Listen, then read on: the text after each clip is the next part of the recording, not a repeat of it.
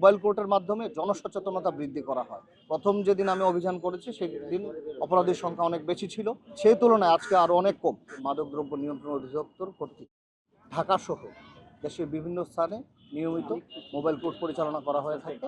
Mobile court পরিচালনা কার্যক্রমের অংশ হিসাবে আমরা আজকে এই সোহরাওয়ার্দী উদ্যান সংলগ্ন এলাকায় মোবাইল কোর্ট পরিচালনা করি এবং বিভিন্ন পর্যায়ের প্রায় 27 জনকে আমরা মাদক সেবন সংক্রান্ত অপরাধের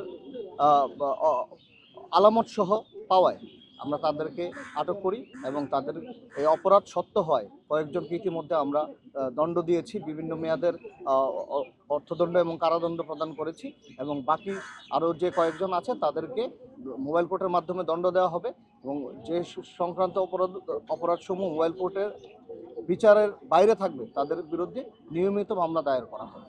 এই অপরাধ ব্যক্তি থেকে ব্যক্তি ভিন্ন হয় এবং সেটা 2 বছর পর্যন্ত সাজা দেওয়ার বিধান রয়েছে। এর মধ্যে বিভিন্ন জনকে বিভিন্ন মেয়াদের অর্থদণ্ড এবং কারাদণ্ড প্রদান করা হবে। আমরা যে সাজা প্রদান করি এই সাজা ভোগ করার আগ পর্যন্ত, সাজা কার্যকর হওয়ার পর সাজার মেয়াদ অতিক্রান্ত হওয়ার পরেই কেবল বের হতে পারবে, এর আগে বের হওয়ার কোনো সুযোগ নেই। আর শাহালির মাজার সংলগ্ন এলাকায় আমার কর্তৃক মাদকদ্রব্য নিয়ন্ত্রণ অধিদপ্তর কর্তৃক এই মাসে কোনো মোবাইল কোর্ট পরিচালনা করা হয়নি। প্রথম যেদিন আমি অভিযান করেছি সেদিন অপরাধীর সংখ্যা অনেক বেশি ছিল, সেই তুলনায় আজকে আরও অনেক কম। এটা বাড়ছে বলা যায় না। আপনারা জানেন যে মোবাইল কোর্টের মাধ্যমে জনসচেতনতা বৃদ্ধি করা হয়।